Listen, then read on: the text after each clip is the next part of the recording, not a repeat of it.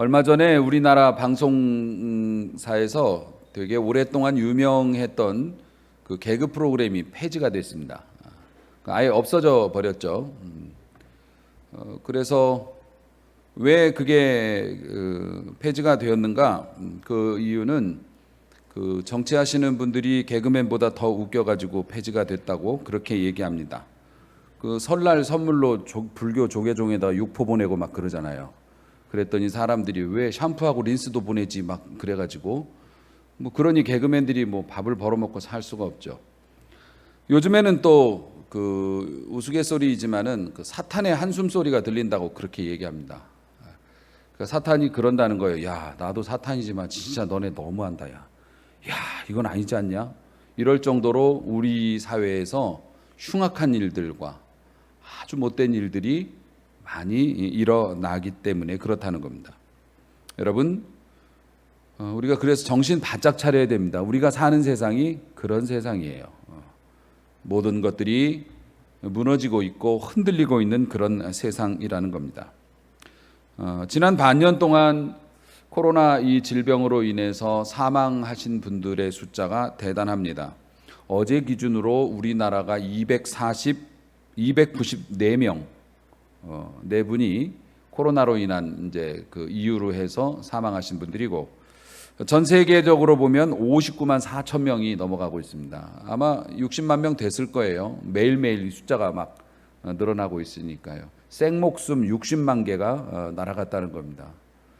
그런 정도이기 때문에 우리들이 코로나 때문에 스트레스도 많이 받지만 이 질병으로 인한 죽음이 그리 멀리 있지 않다. 우리 아는 사람들도 막 병에 걸리고 고통당하고 그러기 때문에 말입니다. 그런 것들을 우리가 매일매일 느끼면서 살아왔죠. 오늘 그래서 본문의 말씀도 죽음에 관한 말씀이에요. 죽음의 공포, 죽음으로 인한 절망, 그런 것들이 나타나고 있어요. 오늘 말씀 속에 나타나는 분들은 마리아, 그 다음에 그 언니가 되는 마르다, 그리고 제일 큰 오빠였던 나사로 라는 사람입니다. 삼남매예요. 삼남매인데 이 삼남매가 예수님을 각별히 따랐고 예수님께서도 자주 그 집을 드셨어요. 그런데 오늘 본문에 이제 이쪽 저쪽 배경을 보면은 나사로가 많이 아팠답니다.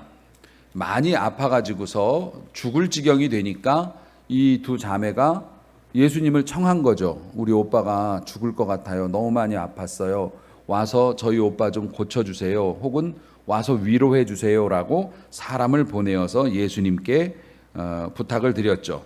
그런데 예수님께서 이 소식을 들으시고 나서 4절에 11장 4절에 이런 말씀하십니다. 이 병은 죽을 병이 아니라 하나님의 영광을 위함이다. 하나님의 아들이 이로 말미암아 영광을 받을 것이다. 죽을 병이 아니라고 그랬는데 죽었어요. 나사로가. 그리고 심지어는 병들었다 함을 6절 보니까 나사로가 병들었다 함을 들으시고 그 계시던 곳에 이틀을 더 유하시고 머무르시고, 빨리 쫓아가질 않고 그 계시던 곳에 이틀을 더 계셨다는 겁니다. 뭐 특별한 볼일이 있었던 건 아닌 것 같은데 어쨌든 이틀을 더 계셨다는 겁니다. 그리고 나서 제자들에게 말씀하세요. 유대로 돌아가자. 그런데 제자들이 펄쩍 뜁니다. 왜냐하면 그곳에서 큰 봉변을 당하고 죽을 뻔해가지고서 이게 빠져나오신 지 얼마 안 됐거든요.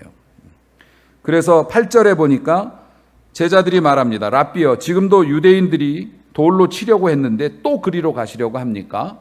라고 이야기하니 예수님께서 낮이 12시간이 아니냐? 사람이 낮에 다니면 이 세상의 빛을 보므로 실족하지 아니하고 라고 하는 말씀을 줍니다.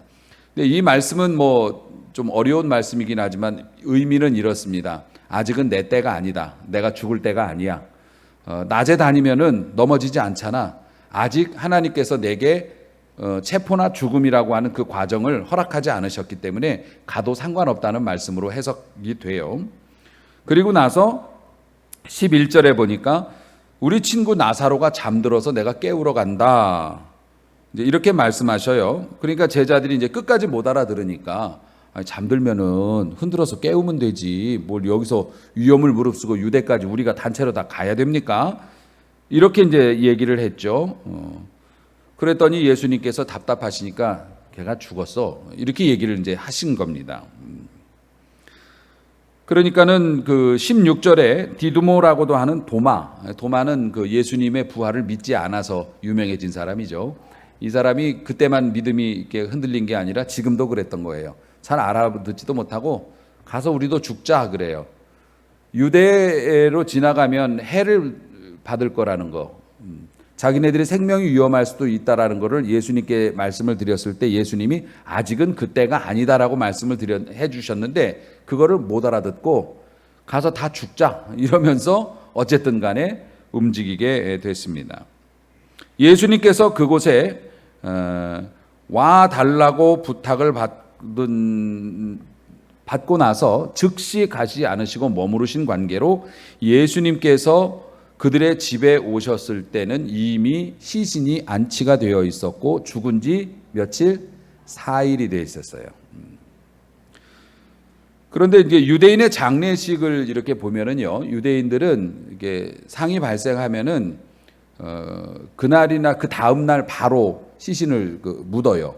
화장이나 이런 예법은 없었고 옛날에도 그랬지만은 지금도 유대인들은 매장을 합니다. 화장을 하지 않고 매장하는데 가능한 한 빨리, 왜냐하면 이게 나라가 더운 나라라서 시신이 금방 부패하고 그러기 때문에 빨리 매장을 합니다.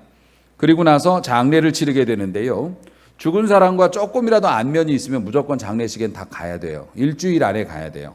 장례 기간이 일주일이에요. 그래서 일주일 동안에는 그 초상이 난 집에다가는 촛불을 계속 켜놓고 끄지 않고, 그리고 상주 가족들은 집 밖으로 일주일 동안 나오지 않고 한 달 동안 세수를 안 해요. 좀 찝찝하겠지만 어쨌든 그래요. 몸단장을 하지 못하게 돼 있어요. 왜냐하면 슬픔을 표현해야 되기 때문에 그렇고, 그리고 항상 거울에는 모든 덮개를 씌운다고 그래요. 거울을 보면 또 닦고 싶잖아. 그러니까 거울에다가 커버를 씌워놓고 그리고 나서 자기 몸단장을 하지 않고 10명 이상의 가족들이 항상 모여 있어야 된대요. 친지들이 다 와서 10명 정도를 채워서 기도문을 낭독을 하는 거예요. 그리고 그 가족을 알고 있고 혹은 또 안면이 있으면 일주일 안에 그 집을 이제 방문을 하는 게 예절이라고 하는 거죠. 그리고 한 달 동안은 얼굴을 씻지 않고 1년 동안에는 결혼식이나 뭐 잔치집 같은 거를 가지를 않아요. 1년 동안에는. 그리고 그 후에는 이제 매년 우리처럼 제사를 이렇게 지낸다고 해요. 어쨌든 일주일 그 안으로 오시긴 했죠. 그런데 이미 무덤에다 집어넣은 지 4일이나 지났다는 겁니다. 그렇게 해갖고 오신 예수님을 가장 먼저 쫓아가서 맞이한 것은 언니 마르다였습니다. 마리아와 마르다는 또 그 예수님과의 에피소드가 또 하나 있어서 유명하죠. 예수님이 방문하셨을 때 마르다는 막 밥을 짓고 반찬 만들고 막 정신없이 예수님 접대하고, 마리아는 예수님 발치에 앉아가지고서 예수님이 하시는 말씀만 요렇게 듣고 앉아있으니까 마르다가 열받아가지고 예수님한테까지 뭐 하세요? 제하고 이렇게 노닥거리지 마시고 쟤도 나와서 일 좀 하라고 얘기해 주세요. 예수님이 딱 한마디로, 예수님이 마르다한테 좀 까칠하셨던 것 같아. 너하고 얘 중에서 얘가 더 좋은 선택을 했다. 이런 말씀으로 상처를 주셨습니다. 어쨌든 마르다가 와가지고서 예수님을 보자마자 한 얘기가 뭐냐면, 예수님이 여기 계셨으면 우리 오빠 안 죽었을 것 같아요. 그런 얘기를 해요. 원망을 했던 거죠. 그런데 그 다음에 22절 보면은 또 획 바뀌어요. 그러나 나는 이제라도 주께서 뭘 하든지 하나님께 구하는 것을 하나님이 주실 줄을 아나이다. 이러면서 약간 또 믿음이 들어간 얘기를 해요. 근데 이 마르다가 믿음이 좋은 사람이었을까요? 아니면 약한 사람이었을까요? 사실은 약한 사람이었어요. 왜냐하면 그렇게 말은 했는데 그 다음에 뭡니까? 예수님께서 23절에 그렇게 선생님이 우리 집에 일찍 오셨으면 우리 오빠 안 죽었을 거예요. 근데 지금이라도 선생님이 말씀하시면 어떤 일이라도 일어날 거라고 믿어요. 그랬더니 예수님이 그래, 네 오빠가 이제 살아날 거야. 그랬더니 24절 마르다가 살죠. 마지막 날 부활의 날에는 다 살겠죠. 그걸 또 안 믿었어. 그러니까 이게 어떤 믿음이냐면 믿음이 있긴 한데 엎치락 뒤치락 하는 믿음이었다는 겁니다. 우리들이 많이 갖고 있는 믿음의 종류죠. 믿는 건 믿는 건데 상황에 따라서 엎치락 뒤치락 이랬다 저랬다 하는 믿음이 흔들리는 믿음이라는 겁니다. 사랑하는 성도 여러분, 예수님께서는 마르다가 그런 믿음이 약한 모습을 보이실 때 그걸 위로해 주지는 않으셨던 것 같아요. 예수님께서 나는 부활이요 생명이다라고 하시면서 마르다의 믿음 없음을 밀어내시고 희망을 주셨어요. 여러분, 우리가 예배를 잘 드려야 되는 이유가 뭐냐면 우리가 예배를 통해서라도 하나님의 뜻과 말씀에 좀 자주 접해야지 책망이 됐던 희망이 됐던 뭘 받을 거 아닙니까? 야단을 맞던지 칭찬을 맞던지 선물을 받던지 맴매를 맞던지 어쨌든 주님과 뭔가 교제가 있어야 그 다음을 기약해 볼 수 있는 것 아니겠어요? 이때까지는 그렇다 치더라도 예배에 있어서 부끄럽지 않은 성실한 예배자로 살아가시길 주의 이름으로 축원합니다. 옛날부터 지금까지 수없이 많은 성도들이 하나님을 믿고 또 그분의 도우심과 구원을 받았어요. 사실 우리가 그런 생각을 하고 성경을 통해서 나타나는 하나님의 역사, 나사로의 이야기 이런 걸 들으면 우리가 희망이 생기고 막 힘이 생길 법도 한데 우리가 예배 때 그런 말씀을 들으면 희망과 힘이 생기지만은 우리의 삶에서 의도치 않았던 어떤 어려움이나 하나만 생겨도 금방 홀라당 뒤집어진단 말이에요. 그런데 그 의심이라고 하는 것이 사람을 얼마나 힘들게 하는 겁니까? 의심이라는 게 사람을 진짜 천국과 지옥을 왔다 갔다 하게 만들어요. 의심이라는 거. 의심과 확신 이거 사이에서. 어떤 사람이 추운 겨울에 큰 강을 건너게 되었답니다. 큰 강을 건너는데 이 강이 이제 얼어 있으니까 얼음 위에를 이제 걸어서 건너는 거죠. 그런데 여러분 생각을 해보세요. 혼자 건너가는데 이 얼음이 깨질 것 같은 거야. 이게 얼마나 얼었는지도 잘 모르겠고 미치겠는 거죠. 그 큰 강에서 빠지면 누가 구해줄 사람도 없어가지고 큰 작대기 하나 들고 가는데 너무 무섭더라는 거예요. 금방이라도 이게 막 갈라질 것 같아서 그래서 기어갔대요. 낮은 포복으로. 서서 가면 쏙 들어가니까 기어가지고 막 벌벌벌벌 하면서 한 반 정도 막 죽기 살기로 갔는데 그 추운 겨울에도 땀이 삘삘 나는 거죠. 근데 어디서 노랫소리가 들리더라는 겁니다. 강을 건너는데. 그렇게 고생하고 있는데 노랫소리가 들리길래 뒤에서 들리길래 보니까 어떤 사람이 강을 건너오는데 소 2마리에다가 수레를 해가지고 곡식을 가득 싣고 그 위에 타고 노래를 부르면서 오더라는 거예요. 자기가 건넌 길로. 그럼 어떻게 되겠어요? 엎드려 있던 사람이 일어났지 뭐. 일어나서 마음 편히 건넜다는 얘기입니다. 끝. 사람의 생각이라고 하는 게 이게 의심이 생길 때는 기어갑니다. 벌벌벌벌벌. 한 걸음도 내딛기가 어려워요. 잘못되진 않을까? 잘못되면 끝장인데 이거 놓치면은 다시는 기회가 없을 것 같고 우리 애가 나가면 어떻게 잘못될 것 같고 그럴 때는 진짜 사는 것 같지도 않죠. 그런데 하나님이 함께 하시고 하나님이 역사하시고 어떤 상황에서도 하나님이 챙겨주시고 돌봐주신다는 믿음이 생기면 어떡합니까? 그 어디나 하늘나라. 일어서서 같이 노래 부를 수 있는 거죠. 그래서 믿음이라는 게 그만큼 중요하다고 하는 거예요. 믿음과 확신은 동전의 양면 같아요. 믿으면 확신이 생기고 확신이 생기면 편안해지는 거죠. 결국에는 생각해 보면 내 마음속에 불안이 있고 스트레스가 있고 항상 화낼 준비가 돼 있고 짜증이 나고 원망이 쩔어 있어서 아주 입만 열면 원망이 쏟아져 나오고 그렇다면 믿음이 약해진 거예요. 믿음이 약해져서 확신이 없으니까 엎드릴 수밖에 없는 거예요. 기어갈 수밖에 없는 거예요. 스트레스를 받은 거예요. 결국 믿음을 선택하지 않은 결과로 자기가 자기에게 벌을 주는 거예요. 그게. 성도는 행복하게 살아야 합니다. 여러분, 제가 주중에 어떤 목사님의 그 영상을 좀 봤어요. 되게 유명한 목사님이신데 그분이 그런 말씀을 하셔요. 50이 넘어서도 누리지 못하는 것은 삶의 그늘로 남는다고 그렇게 얘기해요. 이해가 잘 되시려나 모르겠어요. 저는 마음이 좀 이게 와 닿더라고요. 젊어서 누리지 못한 거는 괜찮아. 일하면서 한 거고 힘도 있고 앞으로 기회도 있으니까. 근데 이제 50이 넘어가면서 누리지 못하는 것들은 그늘로 남는다는 거예요. 후회와 회한과 이제 그런 걸로 남는 거죠. 그래서 이제 중년이 넘어가게 되면은 좀 이기적으로 살아도 괜찮다. 자기를 돌보면서 그렇게 살고 좀 여유를 갖고 살자. 이제 그런 얘기. 근데 사람들한테 50이 넘어가서 중년이 되고 그러면 누리지 못하고 즐기지 못한 건 삶의 그늘로 남으니까 좀 여유롭게 마음을 편하게 하고 좀 이기적으로 자기를 위해서 사세요. 그러면 제일 먼저 뭐라 그러는지 아세요? 돈이 어디 있어요? 돈 있고 시간 있는 사람들이나 그렇게 살지. 나는 매일매일 살아가는데 너무 각박해가지고 그런 여유를 누리고 행복을 누릴 수 없다고. 그런데 여러분, 그 목사님은 그렇게 표현을 하셨어요. 사람이 행복을 누리고 어떤 자기에게 좋은 것들을 누리는 데 있어서 꼭 돈으로만 누릴 수 있는 건 아니라고. 좋은 친구를 만드는 거, 그렇죠? 혹은 어떤 의미 있는 일에 동참하는 거. 그래서 저도 그런 생각이 들더라고요. 그 얘기를 들으면서 제가 목사지만 또 전 사역으로 이제 계속 쓰임 받고 있지만 그래도 한 인간으로서는 저도 이제 나이가 들어가고 세월이 지나가면서 내가 이렇게 많은 것들을 하고 살았지만 그래도 나 자신을 위해서 뭔가 그런 것들은 좀 못한 것 같다. 그래서 나는 뭘 할 수 있을까라고 생각을 했더니 집 짓기 하는 거 있잖아요.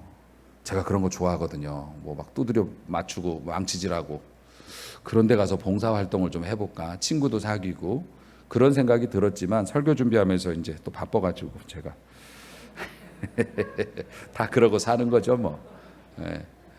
그러니까 이제 그분은 꼭 돈으로만이 아니라 어떤 온라인 뭐 커뮤니티나 아니면 교회 안에 소모임이나 또 그런 걸 통해서 좀 마음을 열고 친구도 더 만나고 그리고 좀 의미 있는 봉사활동 같은 거에 그만 좀 이렇게 하고 의미 있는 봉사활동 같은 거에 좀 이렇게 자신을 내놓으면은 그것이 그 자기 자신에게 주는 선물이라고 하는 거죠. 노년을 맞이하는 자기 자신에게 주는 선물. 자기에게 좀 관대했으면 좋겠다. 그리고 사람의 마음 속에는 그 울고 있는 어린아이가 있다고들 그렇게 말씀을 하시더라고요. 그러니까 어렸을 적에 뭐 잘 안 되면 울잖아요. 어른이 돼서 울지는 못하지만 마음은 그대로니까 그 울고 있는 어린아이를 자기가 달래주는 거죠. 그런 말씀도 하십니다만 이런 모든 것들이 가능케 하는 것이 뭐냐면은 믿음으로 인한 확신이에요. 하나님이 돌봐주실 거야. 하나님이 어찌됐든 챙겨주실 거야. 어떤 상황이 벌어져도 하나님이 나를 붙잡아 주실 거야 라는 확신이 생기게 되면 그런 것도 해볼 마음도 생기고 그런 걸 들여다볼 수도 있고 그렇게 되는 거겠죠. 어떠한 상황에서도 하나님을 바라보고 확신을 여러분이 받되 그 받은 확신을 빼앗기지 않는 자가 되시길 주의 이름으로 축원합니다. 그러니까 마르다는 주님을 가까이 섬기면서 주님을 볼 때는 확신이 생기는데 주님을 안 보면 이걸 자꾸 빼앗겨요. 세상 것에 흔들려 가지고 이제 그렇게 됐다는 겁니다. 자, 어쨌든 마르다는 그렇게 나와서 이제 예수님하고 이야기를 했는데 그 마리아는 이제 성품이 그렇게 이제 조용한 사람이라서 집에 있었어요. 그래서 이제 예수님하고 만나게 됩니다. 예수님하고 만나게 되는데 마리아가 예수님을 만나자마자 펑펑 울었던 것 같아요. 뭐 마리아도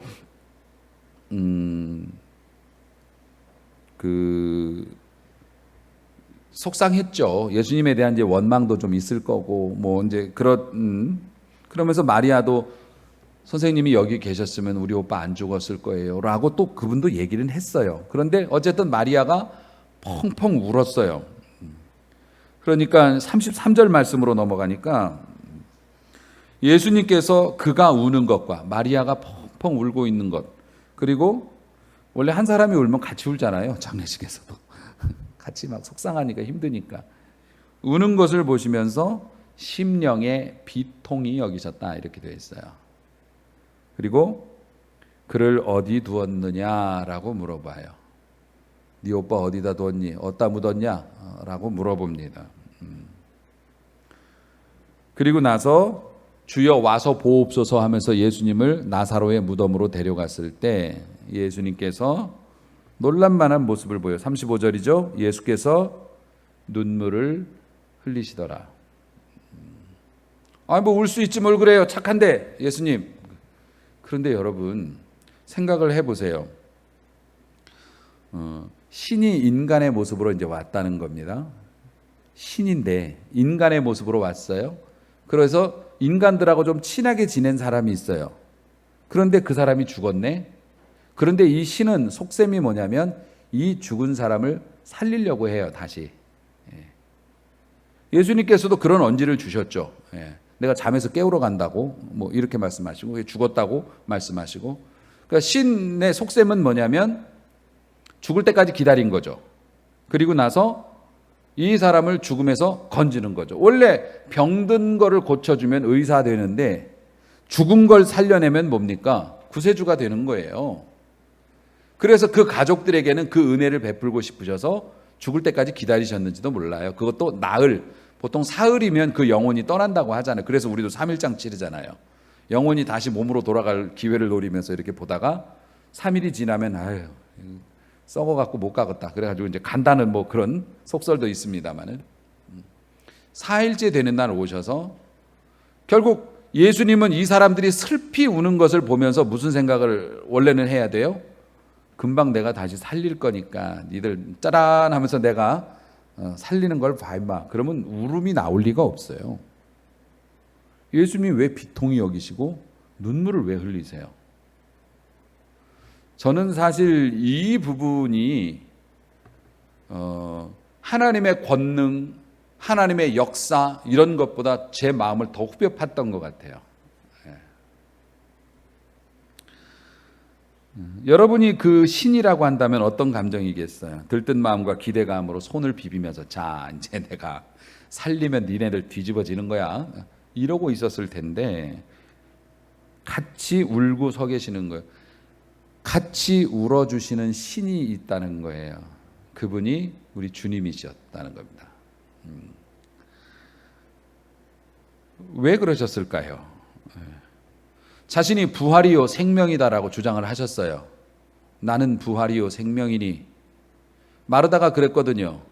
네 오빠 살릴 거야. 그랬더니 살죠. 마지막 날 뭐 부활의 날에는 살겠죠. 오늘은 아닌 것 같은데요.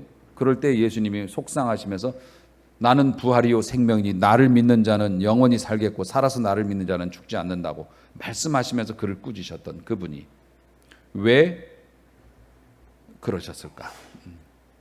신학적으로 보면 완전한 신이시고 완전한 인간이시기 때문에 그러셨다. 이렇게 설명은 됩니다만은요.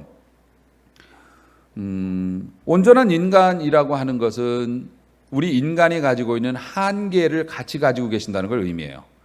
껍데기만 인간이 아니라 우리들이 무서워하는 걸 예수님도 무서워하시고 우리들이 싫어하는 걸 예수님도 싫어하셨다는 거예요. 예수님도 배가 고프시면 먹을 거 찾으셨고 졸리면 주무셔야 했어요. 그렇죠? 얼마나 졸리면 풍랑으로 배가 뒤집어지는데 예수님이 그냥 얼마나 곤하게 주무셨는지 제자들이 막 우리 다 죽게 되는데 지금 뭐 하시냐고 깨울 정도로 예수님이 그렇게 주무시기도 했어요. 슬픔도 예수님이 똑같이 느끼셨고 공포도 똑같이 느끼셨어요. 왜 그래야 했나요? 우리가 그런 거를 갖고 있는 걸 예수님이 감당하셔야 되기 때문에 그것마저도 예수님께서 다 이게 정리해 주셔야 되기 때문에 그래서 예수님은 우리의 아픔과 슬픔과 고통을 체휼하실 수 있는 분이라고 그래요. 이미 겪어서 그게 뭔지를 정확히 알고 계신다는 거예요. 그래서 우리가 우리의 생명도 주님 앞에 맡기지만 우리의 슬픔도 우리의 두려움도 다 주님께 맡기면 맡아주시기 때문에 우리가 편안해진다는 겁니다. 아멘. 우리 주님은 그런 분이셔요. 그러니까 눈물을 흘리실 수밖에 없는 거예요. 굳이 비유를 들어서 뭐 이해를 여러분의 돕고 싶지는 않고 그냥 그 사람들이 너무 불쌍한 거죠. 죽음의 권세에 눌려서 그 죽음이 한 짓을 보면서 그 무덤 속에 들어가고 가족들은 그 생리별의 고통 때문에 몸부림치는 걸 보면서 예수님께서 그러게 이놈들아 왜 옛날부터 그렇게 살았냐. 이제 그때부터 아마 회한이 있으셨지 모르겠지만 같이 우셨다는 겁니다. 외면을 못한 거예요. 다른 종교에는 이런 개념이 없어요. 다른 종교에는 이런 개념이 없어요. 생명의 주인이신 초월적인 창조주가 연약한 인간이 되어서 참혹한 감정을 느끼면서 같이 울고 서 있는 종교가 어디 있어요? 전에도 말씀을 한번 언급한 것 같은데 예물을 깎아주는 신이 어디 있어요? 너희들이 나에게 이런 걸 가져와야 돼. 그래야 내가 너희를 보호할 수 있어. 너네 우습게 봐? 그런 거 갖고 와? 꺼져.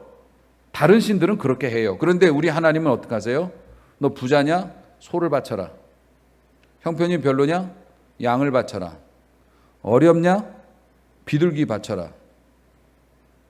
그것도 안 되냐? 참새라도 바쳐라. 한 마리가 안 되면 반 마리라도 바쳐라.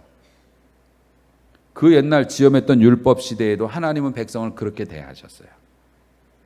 바치는 게 중요하지. 너희 형편 따라 바쳐도 돼. 그런 신이 어디 있어요? 아니 자기가 받는 재물을 깎아주는 신이 어디 있냐고. 같이 인간의 모습으로 똑같이 내려와 가지고서 원래 신화 속에 나오는 인간으로 화한 신들은 껍데기만 인간이지 신의 위력을 가지고서 인간들을 희롱하잖아요. 하지만 예수님은 같이 배고프시고 같이 두려우시고 같이 슬퍼하시고 그런 신이 어디 있어요? 기독교에만 그런 개념이 있어요. 사랑하는 성도 여러분, 그래서 살려주시는 주님의 능력도 감동이지만 나사로를 살려주시는 주님의 능력도 감동이지만 사실 저나 여러분을 더 꼼짝 못하게 만드시는 주님의 모습은 연약한 우리 곁에 계시면서 같이 우시고 같이 아파하시고 같이 우리가 진흙탕에 가면 진흙탕까지 따라 내려오시는 그 주님의 모습이 더 우리를 꼼짝 못하게 하지 않습니까? 사랑하는 성도 여러분, 주님의 이런 사랑을 생각만 해도 사실 평생 주를 떠나기가 어렵죠. 주님이 날 그렇게 사랑하셨고 앞으로도 그렇게 사랑하실 거라고 생각하면 어떻게 우리가 주님을 배신하겠습니까? 우리 교회를 비롯해서 주님을 따르는 모든 성도들, 교회 공동체를 비롯해서 우리 개개인들에게도 진리의 사역과 눈물의 사역이 똑같이 있어야 돼요. 진리의 사역과 눈물의 사역. 어떤 때는 냉엄한 진리가 필요할 때가 있습니다. 설교를 통해서 혹은 성도들끼리 권면을 통해서 정신 차리고 네 주변을 돌아봐. 그리고 하나님을 바라봐. 이렇게 사는 것이 옳은 일이냐? 이렇게 살아서 어떻게 하나님 앞에 서려고 그러느냐? 하면서 냉혹한 진리로 가르쳐야 하는 사역도 필요합니다. 하지만 어떤 때는 함께 울어주는 사역도 필요합니다. 슬픔에 잠긴 사람에게 진리를 가지고서 나누고 야단치는 것보다 같이 울어줘야 할 때가 있어요. 왜요? 우리 주님도 나사로의 무덤 앞에서 그냥 우셨거든요. 불쌍하잖아요. 그 한마디면 되는 겁니다. 하나님이 왜 우리를 이렇게 오늘날 이런 모습 속에서 챙기시는가? 하나님이 왜 세상을 사랑하시는가? 사탄이 한숨을 쉴 정도로 야 진짜 너무 심한 거 아니냐 너네? 아무리 내가 봐도 그럴 정도의 삶을 살아가는 우리들에게 왜 그런 자비를 베푸시나? 자기의 죄로 말미암아 당하는 고통이지만 그 고통 때문에 몸부림치는 자녀의 모습이 너무 아프셔서 눈물을 흘리시는 거예요. 불쌍하잖아요. 우리도 교회도 그걸 닮아야 되는 거예요. 교회가 심판자로서 세상을 대하는 것이 아니라 세상을 불쌍히 여기면서 할 말도 많고 가르칠 것도 많지만 그들이 아파하니까 아파하는 그들 옆에 서서 같이 한숨 쉬고 울어줄 수 있는 교회 그리고 성도, 주님이 원하시는 모습이라는 겁니다. 예수님은 사자이시면서도 어린 양이십니다. 그렇죠? 지극히 연약하고 깨어진 이들도 막힘없이 주님 앞에 다가갈 수 있을 정도로 온유하신 분이셨습니다. 그런데 하나님이셨어요. 타락한 권력 앞에서는 전혀 두려움을 모르셨습니다. 그런데 연약하고 모자란 사람 앞에서는 쩔쩔매세요. 빚진 사람처럼. 그러셨습니다. 온유하되 약하지 않으셨고 강하시지만 모질지 않으셨습니다. 우리가 하나님의 말씀을 알고 믿음으로 무장하고 하나님의 백성으로서의 권세를 누리고 살지만, 여러분 그렇다고 해서 안 믿는 사람들한테 너무 모질게 대하면 안 돼요. 아직 몰라서 못 믿는 거니까. 그리고 알고 배척한다 해도 우리가 그들을 모질게 대하면 안 돼요. 우리 주님이 그렇게 안 사셨기 때문에. 겸손하시지만 자신감이 부족하지도 않으셨어요. 권위를 가지셨지만 교만하지 않으셨고, 그분은 거룩한 모습이셨어요. 세상과 다른 삶을 살았어야 하지만 거룩한데 누구나 쉽게 다가갈 수 있는 분이셨어요. 우리 교회가 그렇게 되기를 소망합니다. 뜨겁고 거룩한 교회지만 누구나 가까이 올 수 있는 그런 교회, 그런 성도, 그런 장로님들, 그런 권사님들, 집사님들. 우리 교회가 그렇게 되기 원하고 우리가 이렇게 살기 원하고 저도 그렇게 살고 싶습니다. 사랑하는 성도 여러분, 온유하지만 약하지 않고 강하지만 모질지 않고 거룩하지만 누구나 가까이 다가올 수 있는 그런 모습. 이게 공부한다고 되는 것도 아니고 누구 흉내낸다고 되는 것도 아니에요. 그냥 주님의 그 사랑을 오늘도 우리가 눈으로는 못 봤지만 귀로 들었고 성령께서 그것을 우리의 마음속에 그림으로 그려주시면 무덤 곁에서 살리실 거지만 함께 울어주신 그 주님의 마음을 우리가 이해할 수 있다면, 받아들여지게 된다면 그러면 되는 거예요. 그런 상황이 오면 가르치려 하기보다는 울지 마, 좋은 데 갔어, 호상이야 호상. 아니요, 세상에 호상이 어디 있어? 호상은 없어요. 그냥 같이 울어주고 말없이 봉사해주고 그건 자동으로 성령께서 가르쳐 주신다는 거죠. 사랑하는 성도 여러분, 오늘 딱 한 줄 35절 말씀, 예수께서 눈물을 흘리시더라, 이 한 줄이 여러분의 마음에 패여질 수 있기를, 새겨질 수 있기를 소망합니다. 왜 우셨나? 그 우시던 모습, 그 마음이 어땠나? 그 한 줄을 딱 가지고 여러분이 세상을 살되 나를 대하는 모든 사람을 이 마음으로 대하면 우리 주님께서 우리의 삶에 믿음과 확신을 주시고 이제는 두려워 벌벌 떨면서 기어다니던 삶에서 당당히 일어나서 노래하는 삶으로 바꿔주실 줄로 믿습니다.